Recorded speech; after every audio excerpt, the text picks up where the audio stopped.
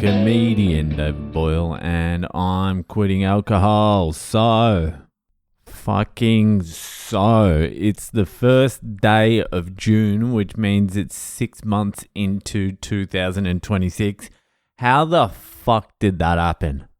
How did 6 months just scoot by like that? I have no fucking idea. That's probably the quickest 6 months in my entire life. Something's going on. Is time speeding up? Is the world flat? I don't know. Look into it. They're fucking lying to us. My daughter's starting actual school in fucking September, so we're going down tomorrow to initiate her, I suppose. My daughter's starting school. Fucking what the fuck is going on? Is this ever going to stop? Is the fucking time ever going to stop, or does it just continue until I'm dead? I was bouncing up and down the hallway just before to keep some spring in my step because I watched something about not wanting to lose your ability to sprint. So now I am deciding that I'm going to train sprinting, but it's not just get out there and start sprinting. I remember doing that how old was I? It was when my son was born. And I was living in Ascot Vale. So I would have been 29. No, I would have been like 30, 31 or something. Legitimately can't even remember how old I was when my son was born. He was born 2016, June. So I was 31. All right, I was 31. And that was the last time I decided I need to keep my ability to sprint. And I went down to the park. Didn't stretch, didn't warm up, and just fucking gunned it. Like young fucking Boyle, hungover, running down the wing with the fucking footy. Absolutely flat out. And after about 3 sprints, I was like, what is that pain in my hamstring? It feels like I've been shot. What the fuck is that? And I came to the conclusion I tore my hamstring. And for like a month, I was hobbling around. I was like, did I just pull my hamstring? Because I'd never been injured like that before. I'd never had a soft tissue injury. Granted, I wasn't getting up to extremely high speeds ever, but I'd never had a soft tissue injury. Also granted, I stopped actually running at about 18. So there was a period there for 13 years where it was very unlikely for me to get a soft tissue injury. And then fucking after 13 years, you're like, let's get out there and just go absolutely 100% flat chat. First sprint, no warm up, and it hurts. So I learned my lesson from, that was also 10 years ago. I can't remember sprinting since then. I surely have sprinted since then. But now I'm going to start sprinting again, but it's not just fucking get out there anymore. If I injure myself, it's not just fucking bounce back in 3 months now. It's like it could be a permanent injury. So I need to build myself up. And that's why I was skipping and hopping and bouncing through my hallway today, trying to get my fascia stronger. Because I just found out what a fascia is, and now I'm on that fucking bandwagon. So sprinting Boyle phase is coming up. I am looking forward to it. Are you? Anyway, let's get to this week's Ask Boyle because it's Ask Boyle time. So if you have a question you would like answered by one of the greatest minds of the generation or any generation, comedian, philosopher, sprinter, Le Boyle, then head to my website, boylecomedy.com. Fuck the Ask Boyles, even though I do need Ask Boyles, but fuck the Ask Boyles. What I need, one of you, just one person. Can you do it like today or tomorrow? Just one person send in a fucked up Friday so I don't have to stress about it all week. It's full red alert. Go to boylecomedy.com. Fucking send in a story. Make me happy. Anyway, let's get to this week's Ask Boyle. So this week's Ask Boyle was sent in by, actually he says, keep this confidential, please, bro. Okay, I'll keep it comfy. So here it is. Boyle, your lifestyle. Boyle, your lifestyle and knowledge around financial ideas are fascinating. Yeah, they are fascinating, that's for sure. That's the word a lot of people use, fascinating. Your lifestyle is fascinating. I can assure you, sometimes it even fascinates me. I'm about to sell my property.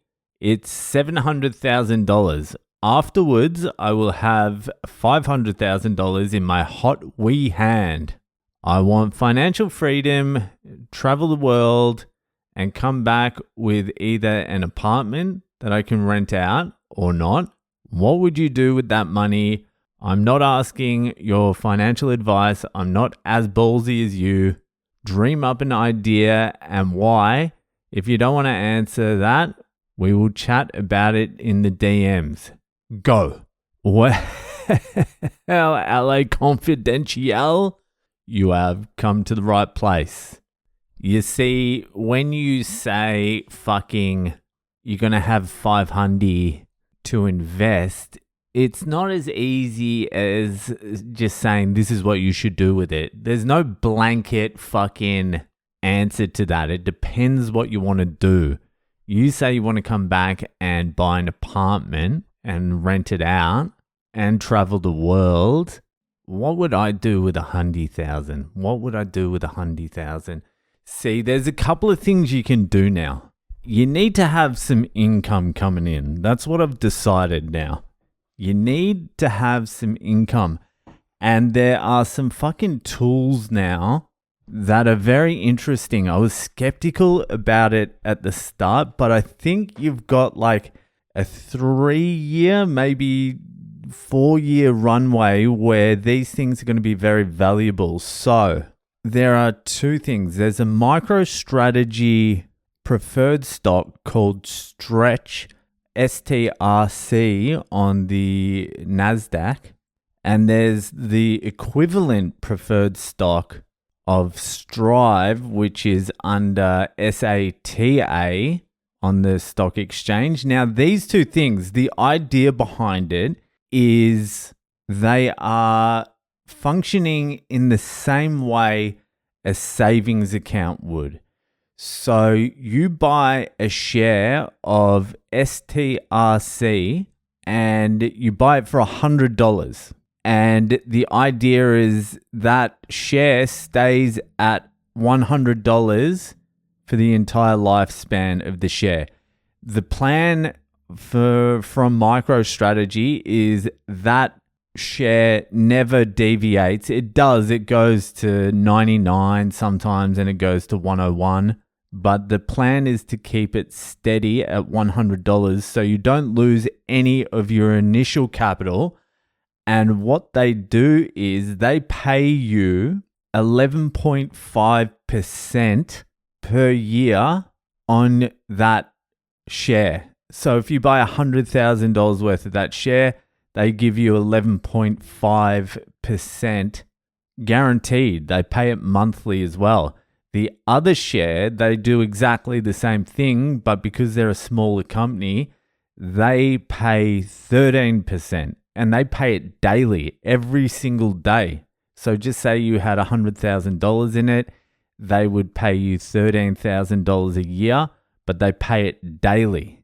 So divide 13,000 by fucking 365 or however many days the stock market's open. It's less than 365 because you got weekends and public holidays and shit. But that's how it works.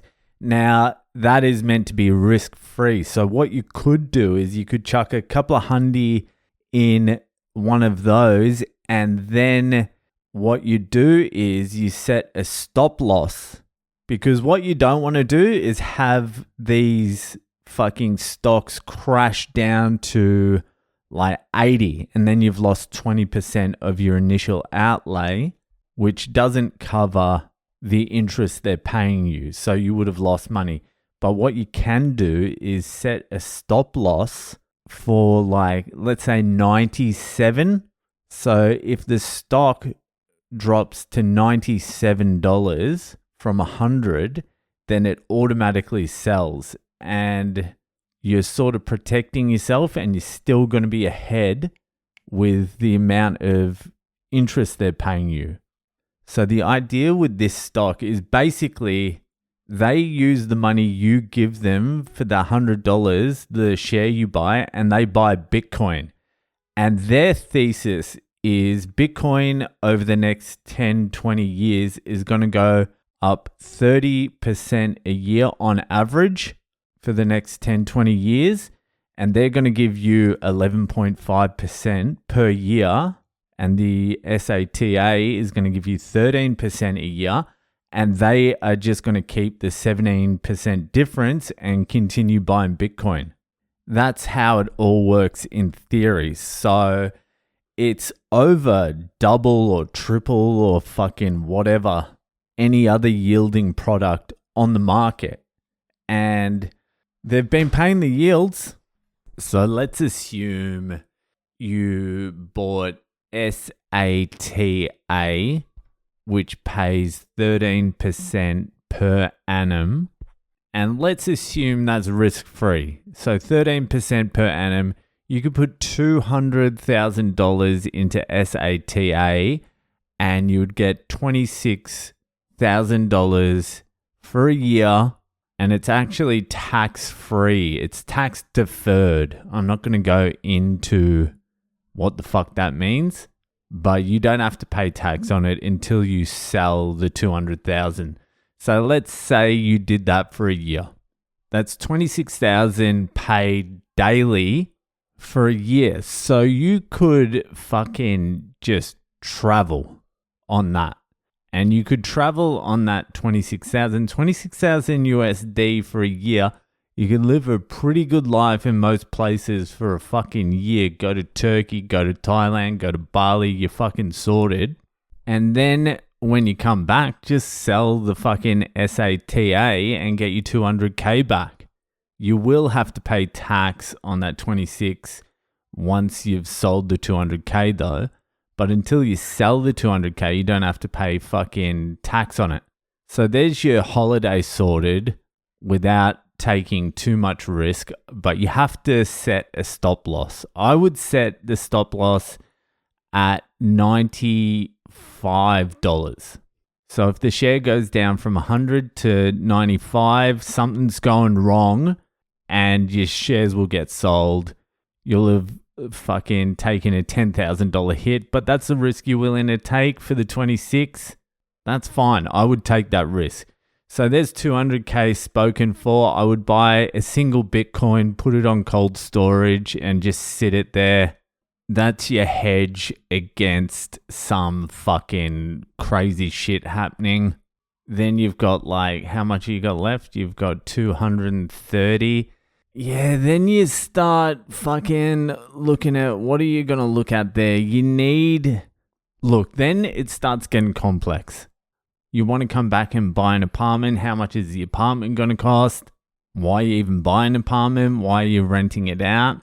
Just keep the money, invest it. You're going to make more money doing that than fucking buying a place. Look, everything starts getting very fucking risky if you don't know what you're fucking doing. If you don't know the shares you're buying, if you don't know like much about the economy or what's happening in the economy or where we are in the fucking cycle, then you're really just gambling. Unless you know what you're doing, you're fucking gambling and you don't want to be doing that. Honestly, for me, the best asset in the world is Bitcoin. I don't know any other way to break it to you. It's the only thing I own where I don't even think about it. I don't even think about Bitcoin. I don't even check the price. The only reason I do check the price is when it's going down and I'm like, I'm going to buy some more. When it's going up, I don't give a fuck. But I don't even think about it. I'm just like, over time, it is going to be worth more. That's all I know. That's all I care about. Whatever. And the other most important thing is they cannot confiscate it from me. So if there's a banking collapse, if there's a fucking nuclear bomb go off, if fucking something happens, they can't take it off me. Get Bitcoin in cold storage and fucking forget about it forever. The other stuff I have to monitor constantly because I don't know what the fuck is going on with it most of the time. And there's so many variables and fucking narrative-driven surges and pullbacks and then fucking interest rate pullbacks and fucking surges and then cap expenditure things and then geopolitical things. So you're monitoring and you're like, fucking, this is so much effort when I could have just put it all in Bitcoin and forgotten about it. That's what I think all the time. Even though some of the stuff I've got has gone up much more than Bitcoin has over the last like 2 or 3 years, like significantly more, I barely feel like it's worth it. I probably still would have been better off just buying Bitcoin and forgetting about it and living my life. So I can't even really talk about fucking a lot of the other stuff. Well, what I'm doing now is I'm rotating out of fucking the AI stuff. There's Iron and Cypher. I'm rotating out of that, even though I feel like they could go to the moon still as well. I'm leaving a little bit on the table because I feel like this AI bubble is maybe 8 to 12 months away from, or maybe 8 to 18 months away from fucking crashing the whole economy. And I'm just leaving a little bit on the table just for peace of mind so I don't have to try and pick the top. And I don't know where the top is. I've got no fucking idea. And I don't want to lose fucking a ton of money trying to fucking guess the top when I don't know. So I'm happy to leave a little bit on the table. But what I've done is I've started rotating out of US stocks and I'm sort of going with the Middle East rebuild thesis. So I bought a Saudi Arabian ETF. I've bought some fucking companies that are going to get the big contracts in the Middle East when the peace deal is signed in probably the not too distant future. All the money that flows through the Middle East for the reconstruction is going to flow through these companies. So that is my new tract. And I also want something that is going to be going up when other shit is going down, because that's what's fucked me a little bit this time. Everything I own goes down at the same time because it's all sort of connected to Bitcoin. In one way or another, it's all Bitcoin adjacent. And so when Bitcoin was going down, these other things were going down. Well, Iron and that started going up because it decoupled from Bitcoin and became like an AI stock. But everything else is like very Bitcoin. So when Bitcoin goes down, everything else goes down. So I can't really sell it to buy Bitcoin, if you know what I mean. But if I have this other stuff that will work like it's considered industrials. So when tech goes down, which is tech is sort of like correlated to Bitcoin. When tech is going down, industrials generally go up. So when the industrials are going up, Bitcoin's going down, I can sell the industrials and buy Bitcoin. It's all about Bitcoin. That's what I would do. That's what I am doing. So that's what I'm doing. You could even go fucking a little further out there on the SATA thing for 1 year. If you put 500,000 in SATA for 1 year, what would it be? 13,000 times 5. That's 65,000 per year, paid daily. So 65,000 divided by 365. So fucking $180 a day you'd be getting paid just sitting your 500,000 in SATA. But that is putting a lot of your eggs in one basket, and that can get risky. I would just do the Bitcoin play, but fucking it ain't for the faint-hearted, to be honest with you, and you need to really know what you're dealing with. But with all the other stuff as well, like you've got no fucking idea. You've got to really spend like 5, 6, 10 years just watching the markets constantly to know what the fuck you're doing. And then even still, you don't know what's fucking going. You need conviction for starters. You need to come up with a thesis on something. Then you need to research it like a fucking junkie. And then you need to have the conviction to ride through the downswings. And then you need to have a conviction that when the downswing's happening, it's not the fucking downswing where the whole economy is going to crash and you're going to lose all your money. And then on those downswings where you believe the economy isn't just fucking cactus and it's going to crash, what you need to do is get more money and buy those dips. So when the swing comes up, you're going to have more. Like it's not a fucking easy thing to do. None of it's fucking easy. That's why I'm fucking getting these big like 5Xs, 10Xs, that sort of stuff. It's not even really reality. That is just luck. That's just luck. Anyone who says they know how to get consistent like fucking 10Xs and shit like that, they're so fucking full of shit. It's unbelievable. If you can get like a 20, 30% or something like that, you're doing good. You're doing real good. Anyway, none of that is financial advice, but there's some ideas. There's some ideas there. I was even thinking with that SATA thing, what you can do is you can take out a fucking loan. Like, for example, my car loan is at 13%. So if I buy a $10,000 car, I could just put $10,000 into SATA and use that interest to pay off the interest on the loan. And so I essentially would be getting it for free. And if you can get the loan for cheaper, if you can get your car loan at like 8% and it's a $10,000 car, then you only have to put $8,000 in, or you can still put the $10,000 in and pay a little bit extra off your car every month and you'll pay your car off quicker. There's some shady little things you can do like that. Like, it's not shady. The risk is those stocks go under $100 and stay under $100, but like way under $100. Like, they've got to go to 80 for it to be a disaster for you.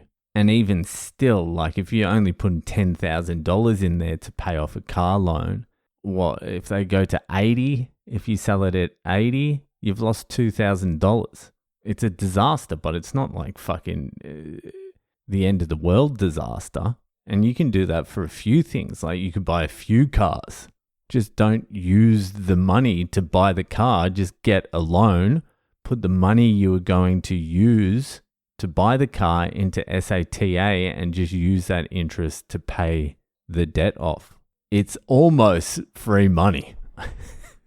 Anyway, there's some ideas for you. None of it's fucking financial advice. That'll do for tonight. Thanks for sending in the question, and I'll see you the fuck later.